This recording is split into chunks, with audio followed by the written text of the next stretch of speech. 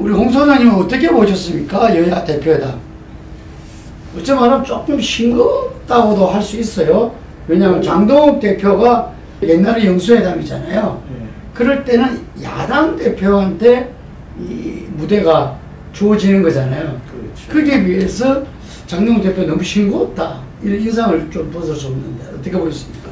예를 들어서 야당 대표에게 이게 이제 그 포커스가 맞춰지면은 야당 대표가 대통령한테 무엇을 요구하고 그 다음에 야당 대표도 나름대로 뭔가의 카드를 내놓을 수가 있었어야 되는데 일반적으로 지금 정치 공방에서 나오는 주장이 대통령한테 이렇게 그 컨셉으로 이야기가 되면서 원론적인 여야가 같이 가야 협조해야 된다는 그런 부분에 뭐 이야기 정도로 되고 사실 특별히 굉장히 어렵게 성사가 되었는 회담임에도 불구하고 사실 지금 전국에서 크게 주목을 받지 못하는 그런 상황이에요. 전국이 그러면 큰 어떤 변곡점이 될까? 사실 그런 회담을 하고 나오면 앞으로 우리 여야 관계를 이렇게 하겠다. 뭐 이런 어떤 이 약속이나 선언이라든가 아니면은 그런 그 기대감을 줄 수 있는 뭐가 나와야 되는데 그 부분이 좀 약합니다. 네. 그러니까 그 이재명 대통령의 그 발언들이 오히려 중심에 그렇죠. 그래 되버리죠. 올랐고요. 뭐 예를 들자면은 이재명 대통령이 여당이 더 많이 가졌으니까 좀 더 많이 내어달라 라는 식으로 이 정청래 대표한테 이야기를 하고, 그리고 장 대표를 보고 야당 통합 목소리도 많이 듣겠다 뭐 예를 들자면은 뭐 이런 식으로 하면서 야당도 중요한 국가기관이다, 본인이 이렇게 협치를 주도하는 모습으로 냈고, 그 부분에 대해서 이 장 대표는 네 그렇게 하겠습니다 하면서 본인이 입법 독재 압박을 이야기했지만 본인이 거기에서 야당 대표로서 구체적인 어떤 이 아젠다를 제시한다든지 이런 걸 금방 말씀하신 대로 실패했던 것 같아요. 이게. 그래서 저는 이번 기회야말로 장동욱 대표가 보면은 1.5선이거든요. 보궐선거로 들어와가지고 그런 상태에서 상당히 어떤 측면에서는 지금 보수 야당의 좀 세대 교체를 좀 상징하는 수도 있어요. 이게 지도부 연령이 확 낮아졌잖아요. 그러면서 지금 지난 당대표 경선 때 보면은 완전히 그 극우화된 메시지를 냈잖아요. 그래서 상당히 당대표 되고 나서 행보에 주목을 하고 있는 상황입니다. 이게. 그랬는데 여야 대표회담에서는 전혀 야당 대표로서의 그게 부각되지 못했고, 그래서 본인이 어쩌 말하면 당대표가 되고 나서 첫 국민들한테 데뷔 무대라고 볼 수 있어요. 데뷔 무대가 저는 실패했다. 자, 보통 이렇습니다. 야당의 생존법이라는 게 있습니다. 야당의 생존은 대선, 특히 총선이 아닌 대선에서 패배했을 때 그 야당은 처지가 아주 어렵습니다. 어느 야당이고 간에. 그러나 더더욱이나 지금 국민의힘은 국회의원의 의석수에서 거의 지금 여권 전체로 봐서 3분의 2 가까이 장악하고 있는 이런 국회 권력 하의 대선에서 참패를 했는 상황에 이 야당의 그 생존법은 두 가지로 보시면 될 겁니다. 하나는 노선입니다. 노선은 무엇이가 하면은 뭐 우리가 이제 그 노선과 관련해서 국내외 이 리더들이 들고 나는 게 제3의 길이라든가 이런 노선들을 많이 들고 나왔었죠. 그러면 장동혁 대표는 여야관계 정치 공방은 어떻게 하더라도 그 이전에 자기가 당대표가 되었으면 현재 국민의힘 보수 노선과 관련해서 어떤 노선으로 갈 것인가에 대한 자기 나름대로 정치 철학과 이 정치적 행보에 대한 예측 가능한 뭔가를 제시를 해줘야 됩니다. 새로운 어떤 정부 보수를 할 것인지, 기존의 보수를 할 것인지, 그런 부분에서 이 활로를 찾던가, 그렇지 않으면 두 번째 방법은 자기가 대권 주자가 되는 거예요. 자기가 대권 주자가 돼서 누가 봐도 장동혁이가 다음에 유력한 대권 주자로서 여당 후보를 이길 수 있다. 이러면은 야당이 이게 결집을 할 수가 있는데, 오번 이 과정에 대고 지금 전자, 즉 이 보수 야당으로서 어떤 정치 노선으로 갈 것인지, 기존 노선으로 갈 것인지, 아니면 제3위의 길로 갈 것인지에 대해서 명확한 지금 그게 없고, 오히려 제3의 길이나 어떤 새로운 어떤 그 모습을 보이기보다는 기존의 어떤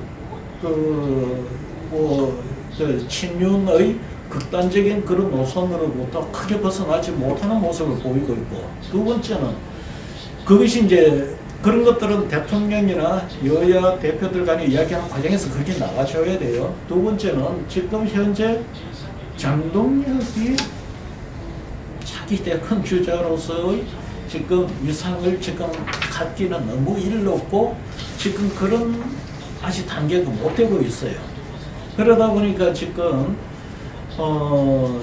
이 야당이 존재감을 아직 잘 갖지를 못하고 있습니다. 사실 야당의 당대표가 뽑힌 이후, 그래 진영이 갖춰지면 뭔가가 보여주겠지라고 하고 기대했던 일반 국민들, 정치 쪽에 우려를 하고 있던 분들은 이번에 그런 기대 차원에서 놓고 본다면 장동혁 대표의 지금 영수회담, 이 여야 대표들 간의 여러 가지 그런 회담을 놓고 본다면 좀 아쉬움이 많습니다. 네, 지금 장동혁 대표가 데뷔 무대인데 좀 이렇게 미흡했다. 그런 점을 이제 지적을 우리가 서로 했는데, 그러다 보니까 어제 교섭단체 예설에서 정청래 대표는 여의도 대통령인가 이런 말을 들을 정도로 위세를 보이면서 국힘을 위헌 해산 정당으로까지 이렇게 압박을 했어요. 오히려 이게 여야 대표회담에서 제대로 야당 대표가 힘을 못 쓰면에 따르니까 바로 완전히 더 세게 나온 거죠. 예. 지금 아까 말씀하신 장동혁 대표를 실제 정치를 지금 1.5선이라고 하지만 국회의원 임기로 따지면은 사실 4년도 안 되지 않나요? 장동혁 대표가 국회의원 재보궐선거에 당선이 되었기 때문에 그 기간을 다 합하면 아직 4년도 안 된 대통령이에요. 그러니까 정치적 경륜이 많이 부족할 수밖에 없다는 것은 뭐 예상이 되었던 거지만, 그럼에도 불구하고 이전의 윤석열 대통령보다도 이 연배가 한참 이후 연배이기 때문에 어떻게 보면 보수는 좀 고연령층이에요. 그걸 놓고 본다면은 장동혁 대표 정도면은 보수 내에서 새로운 리더로서의 모습을 보여줄 수 있는 절호의 기회였는데, 그런 차원에도 아까 말씀드렸습니다만 두 가지 차원에서 보여드리지 못하다 보니까 이 양당 입장에서는 장동혁 대표의 어떤 뭐라고 해야 되나, 어느 정도의 그 역량, 리더십을 발휘할까를 지켜보다가 저 정도의 당대표면은 이 정도로 밀어붙여도 되겠다라는 그런 판단을 하지 않았는가, 그런 생각이 듭니다. 사실 뭐 정청래 대표는 당 대표가 되면서부터 그런 입장을 계속 발표해 왔잖아요. 그래서 저 부분에서 보수나 중도층 일부 이쪽에서는 어떻게 응수를 할 것인가, 이 부분을 많이 지켜봐 왔던 거예요. 그런데 장동혁 대표가 그 부분에 있어서 지금 이 보수나 이 중도층에서 놓고 볼 때 딱 잡히는 뭐 예를 들어서 이 친윤과 관계는 어느 선에 두고 저기 또 막을 것이며 어느 정도까지 여당에 대해서 요구를 할 것이고 뭐 이런 부분에 대한 어떤 기준점이나 앞으로 노선, 정치 노선, 뭐까지는 협조하고 뭐까지는 협조할 수 없다라든가 뭐 이런 부분에 대한 그 분명한 어떤 정리가 아직 안 된 상태에서 지금 그 대표직을 수행을 하고 있지 않나 이런 감이 듭니다. 그게 장동혁 대표는 이제 저희가 볼 때는 제가 지난주에 차재희 교수와 그 정부 진단에서도 언급됐지만 우선 그 상황 전환길에 대해서 전환길을 어떻게 넘어서나 또 전환길에 대한 대처 이 부분이 중요하리라 봅니다. 첫 번째로. 왜냐하면 뭐 본인한테 공천을 달라는 사람들이 뭐 지금 빗발치고 있다든지 이런 이야기들이 막 나오잖아요. 이게 그러면서 자기를 품은 자가 대통령이 된다 뭐 이런 이야기까지 나오고 그랬을 때 뭐 거의 그래서 언론에서 상황이라는 표현까지 나왔어요. 상황. 그 상황 전환기를 어떻게 넘어설 것인가. 물론 본인이 이제 뭐 전환기 의병의 역할을 했기 때문에 밖에 있는 게 맞다. 그 당내로 와서 당직을 준다든지 뭐 이러지는 않을 거라는 이야기가 이제 언급했지만 두 번째가 이번에 그 당대표 되면서 같이 지도부로 된 최고위원 중에 두 번째 2위로 최고위원이 됐던 김민수 의원이 있어요. 그 친구 이 최고위원은 탈레반이라는 또 별칭이 붙었어요. 이게 이 가장 뭐 이 더 강경의 강경 메시지를 계속 내놓는 거죠. 예, 그래서 이 상당히 이렇게 그 장동혁 대표는 중도에서도 사랑받을 수 있는 보수정당을 만들겠다. 근데 그거하고는 완전히 다르게 가고 있어요.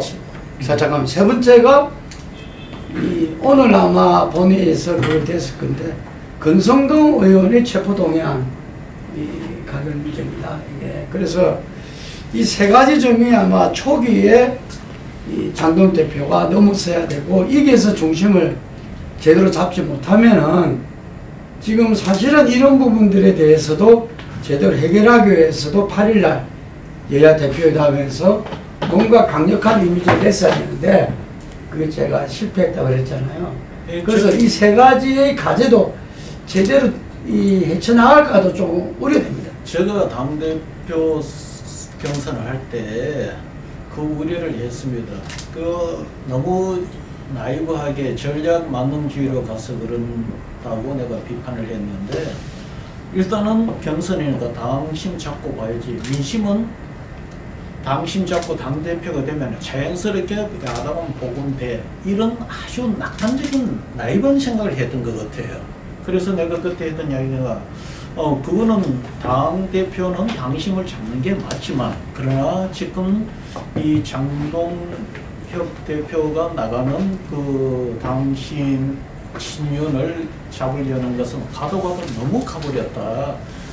저러면은 당선이 되어도 민심을 잡기가 굉장히 어렵다라고 내가 말씀을 드렸던 거예요. 그래서 지금 상태에 되고 국민들이 지금은 전제군주제가 아니잖아요. 전제군주제가 아닌 민주공화정 체제에 되고 상황이라는 게 누가 있을 수 있으며 선출된 한쪽적인 권력이 아닌 제3의 세력이 존재한다는 건 있을 수가 없습니다. 거기다가 지금 민주당이 국민의 가장 큰 문제가 뭐냐면은 당 밖에 당의 그 공식적인 의사결정이 아닌 다른 세력들이 윤석열 대통령 때는 그때는 그때대로 존재했고 옛날에 박근혜 때는 박근혜대로 존재하고 지금도 지금 존재하는 모습을 보이고 있다는 거고 두 번째는 저 당에도 계속 부정선거론을 이야기하면서 윤석열 어게인을 외치는데 그러면은 이재명 대통령이 김문수 대통령의 후보를 이길 때 부정선거로 이겼다는 건가요? 그리고 그에게도 윤석열 어게인을 이야기했는데 윤석열 대통령 어게인이라는 게 현실적으로 가능한 거예요. 그건 무슨 이야기가 하면은 어떤 과정을 통해서 윤석열 대통령 어게인이 되나요? 트럼프 대통령은 그게 가능해요. 재선이기 때문에 한 번 선거 패배하고 나서 그 다음 선거에서 대통령이 당선되면 윤석열 어게인이라는 것이 트럼프 어게인이라는 게 성립이 됩니다. 근데 윤석열 어게인이라는 게 이게 어떻게 성립이 됩니까? 그러면은 인물로 따지면은 윤석열 대통령이 다시 대통령으로 되돌아온다. 부정선거. 뭐 미국 트럼프 대통령 미국에서 어떤 힘을 빌려서 하겠다는 건지는 모르겠는데, 아니면은 인물이 아니면은 윤석열 정치 어게인이라는 거란 말입니다. 지금 상황에서 윤석열 대통령 정치 어게인, 이것 과연 지금 상황에 되고 국민들이 아무리 이재명 대통령이 잘못하고 문제가 많다 손 치더라도 그거하고 별건으로 윤석열 대통령 그 자체만 놓고 봤을 때 과연 윤석열 정치 어게인이 과연 국민들한테 공감대를 얻을 수 있을 것인가? 이 부분은 뭐 내가 볼 때는 보수적인 생각을 해봐야 되는데, 이 부분을 지금 이 세력, 이 주장을 근거로 장동혁 대표가 됐단 말입니다. 그러다 보니까 이거를 스스로 극복을 하기가 어려운 상황이에요. 어떻게 극복할까? 그게 이제 가장 대표적으로 나타나는 게 전환길이 문제인 거고, 지금 윤석열 대통령 면담인가요? 뭐 면회. 예, 면회. 그거는 뭐 연기를 했다고는 하는데, 그런 논쟁만 계속 이어지고 있으니 새로운 리더십이 지금 형성이 안 되고 있습니다. 장동혁 대표의 또 별칭은 뭐라고 그런 줄 압니까? 카멜론이라고 그래, 카멜론. 카멜 변신의 기적. 그래서 이 많은 사람이 또 기대도 한대요. 근데 그걸 아셔야 당대표 선거 때 그랬는데, 카멜론이기 때문에 또 이렇게 이 중도 보수로 확 바꿀 수도 있지 않냐. 당 내에서는 이런 계파 저런 계파 이런 세력 저런 세력 이렇게 줄타기가 가능해요. 그러나 그 당을 벗어났을 때 그거는 내가 볼 때는 장점이 될 수 있는 게 아니라 약점이 될 수가 있습니다. 정치를 너무 그리 쉽게 생각하면 안 돼요. 근데 내가 볼 때는 장동혁 대표가 이 거구 이데올로기에 이 중심을 뒀다. 이렇게 그 부분을 사상적으로 뭐 나름 무장이 돼 있다. 고 보지 않습니다. 저는 그렇지 않고, 한동훈 그 당대표 시절에 사무총장을 할 때 1시간 정도 제가 인터뷰를 했어요. 그때의 그 노선과 그 기조는 이 분명히 중도 보수였어요. 중도 보수였고, 이 탄핵 이후에 그 계엄까지도 같이 반대했고, 탄핵 이후에 이 반탄으로 돌아선 거잖아요, 이게. 그랬는데, 지금 아마 당대표를 되고 나서 이 국힘 보수 세력이 어떻게 갈 건가를 고민하고 가장 책임자는 그 위치에서 있다 보면은 저는 변화는 불가피하다, 이렇게. 그럼 좀 더 지켜봐야겠죠. 내가 살아왔는 궤적으로 보면은 장동혁은 중도 보수예요. 네. 중도 보수인데 어쨌든 정치를 하는 과정에 되고, 사실 4년도 국회의원을 하지 않는 상태에서 당대표까지 가는 그 과정이 굉장히 압축적으로 당권을 장악했단 말입니다.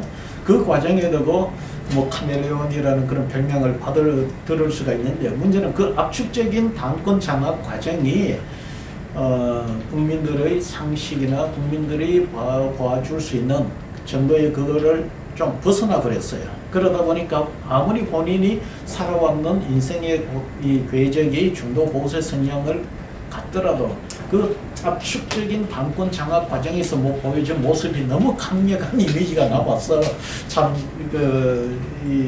아마 장동혁 대표로서는 본인의 어떤 정치를 실현하려고 하면 많은 노력이 필요할 겁니다. 그 파리의 그 운전사를 쓴 홍세아 작가가 말씀하신 대로 그분이 프랑스에 쭉 있었잖아요. 네. 프랑스가 좀 말하면 정치 세력으로 좌파가 태동했는데, 예를 들면 어쨌든 진보 보수의 양날개로 새는 나라야 된다, 이런 이야기를 했는데, 이 건강한 그리고 튼튼한 보수 세력 꼭 필요합니다. 그런데 이 보수 혁신 쇄신을 요구하는 건 똑같은데 과연 지금 이제 그 방향으로 가고 있나, 이 부분에서 다 회의적이거든요. 근데 지금 당장의 보수의 혁신 쇄신이 아니더라도 그게 준비되고 있나라는 점을 살펴봐야 될 건데 그렇죠. 그 점에서도 대체로 지금 이야기를 놓는 나름대로의 어떤 보수의 이 혁신 세션을 우리 추동해낼 수 있는 세력들은 대체로 지방선거 내년 6월 지방선거 때까지는 별부소득일 것이다. 힘들 것이라는 이야기죠. 현실적으로. 그래서 지방선거에서 국힘이 또다시 참패를 하고 그 이후에 지도부의 교체 뭐 이런 부분들을 이야기해요. 네. 그리고 나서 본격적으로는 총선을 앞두고는 어쨌든 간에 정치권은 늘 재편되잖아요. 총선을 앞두고 오히려 이 보수 신당이라든지 이런 부분들이 현실적으로 새롭게 나타날 것이다. 이런 이야기를 그래서 다음 대선에서 한번 쟁취한다 이러는데 저는 이 이야기가 어떻게 말하면은 이 정치는 생물이지만 또 현실에 바탕을 둬야 된다. 현실적으로 그걸 현재 추동할 세력이 없다. 힘이 없다. 그 이야기를 하지만 저는 이것이야말로 현실적이면서도 가장 보수를 갖다가 망하게 하는 그런 기회주의적인 발상이다. 이래 봅니다. 보수가 지금 보면은 내가 제일 안타까운 게 보수가 정치적으로 선거에 패배하거나 민심을 잃으면은 혁신이나 계획을 통해서 위기를 극복하는 게 아니고 항상 국민 전환을 통해 걷고 정치공학적으로 그거를 피해오세요. 당명을 바꾼다든가 해체 모여한다든가 합당을 한다든가 신당 창당을 한다든가 국민들은 이제는 그거 너무 많이 봐왔어요. 사실 나는 그런 새로운 신당은 보수 신당 창당보다도 보수가 이제는 당명 그만 바꾸고 깜짝이야 그만하고 스스로 자기가 무엇이 이 보수가 잘못되는지를 하나하나 자기 방송을 통해서 그런 것들을 민심의 기준에 맞추어서 하나하나 풀어나가면은 여론은 다시 회복이 됩니다. 그런 과정이 필요하다고 보고 지금 그런 과정에도 어떻게 보면은 지금 뭐 장동혁 대표에 대해서는 이런저런 여러 가지 이야기가 많이 있을 수가 있습니다. 어찌됐든 장동혁 대표는 다음 지방선거까지는 시간이 주어져 있습니다. 이 기간 동안에 뭐 지금 한 달도 안 됐지 않습니까? 요 짧은 기간 갖고 평가를 하지 말고 좀 더 시간을 주고서 아까도 말씀드려서는 국회의원 경력 아직 4년이 안 되었습니다.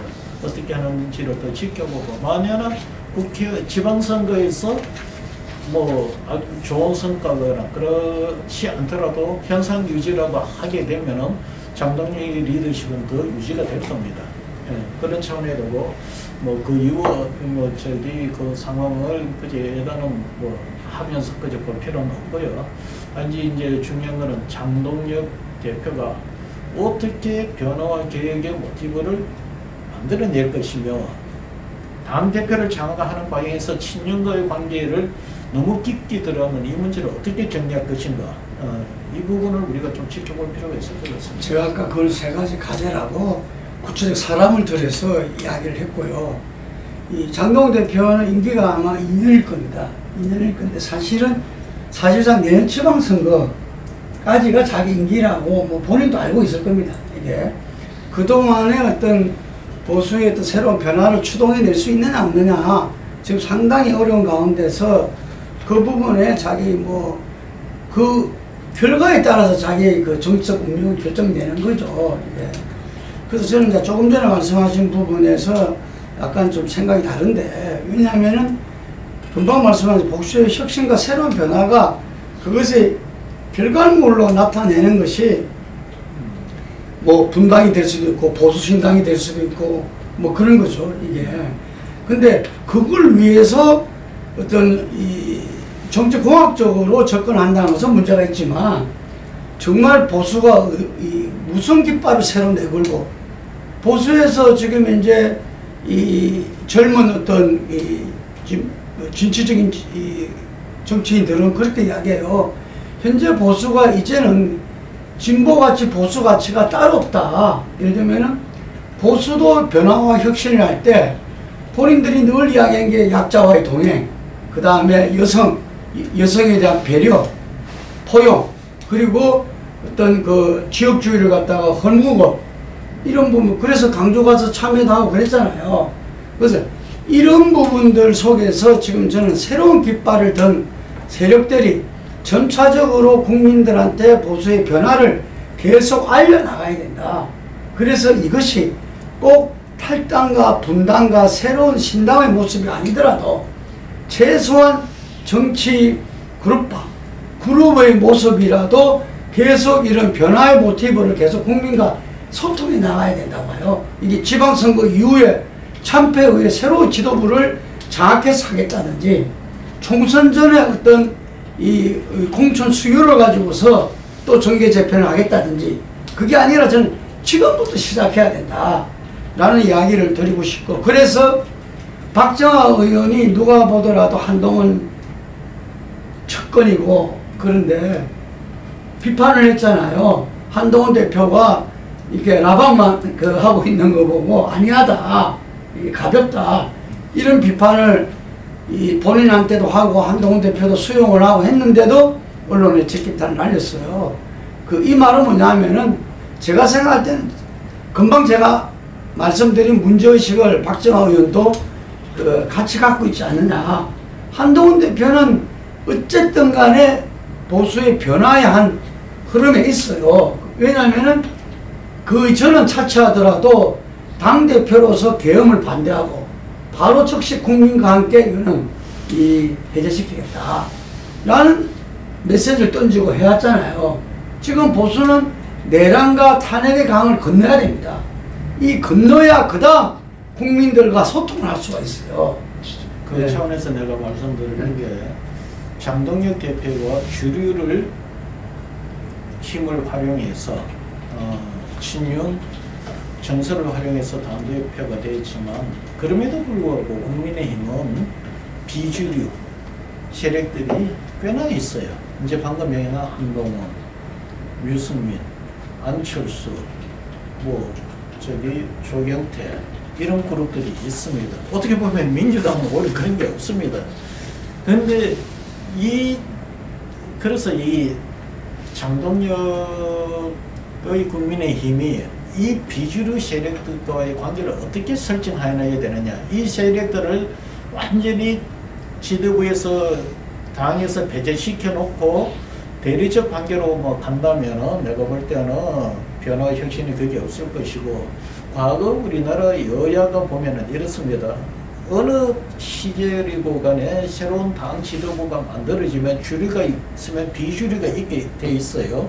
그래서 주류가 당대표부터 주요 당직을 장악하더라도 비주류들한테도 한 30% 정도의 당직을 배분을 해줬어요. 물론 그 당직이라는 것 자체가 좀 비중이 떨어지는 당직일 수가 있어도, 그러다 보니까 옛날에는 그래도 이 주류와 비주류가 그랬다 보면 주류가 잘못되거나 좀 정치적으로 어려움이 있으면 비주류에서 문제를 제기하거나 비주류에서 새로운 주류로서의 성장할 수 있는 관계가 환경이 되어가 있었는데 요즘은 그것이 무너져 버렸습니다. 그럼에도 불구하고 지금 인적으로 놓고 본다면 국민의힘은 개혁 혁신을 주장하는 리더급들이 많이 있는 편입니다. 그들을 어떻게 관계를 설정을 하고 그들의 어떤 목소리, 이것을 당이 어떻게 반영하느냐가 혁신 변화의 길로 가는데, 문제는 그들을 극단적으로 밀어내고 비판하고 공격하는 세력이 이걸 통해서 장동혁 대표가 됐다는 거예요. 그래서 참 구조적으로 어려울 수는 있지만 어쨌든 장동혁 대표는 자기를 지지했던 그 세력들을 설득을 했어든 어떻게 하든 국민의힘의 앞으로의 미래를 위해서 자기 지지를 설득해서 그 비주류 에너지를 같이 만들어내면은 내가 볼 때는 길이 열릴 수도 있겠죠. 그건 본인의 역량이라고 봅니다. 예, 이제 당대표가 됐으니까 네. 나라와 국민을 보고 한 걸음 또 다른 카멜레온 소리를 듣더라도 그게 어쩌면 또 새로운 자기로서는 초심으로서의 복귀 아니겠어요? 그렇죠. 어쨌든 그러면서 금방 언급하신 보수의 여러 세력들이 있습니다. 국민들이 잘 아는. 네.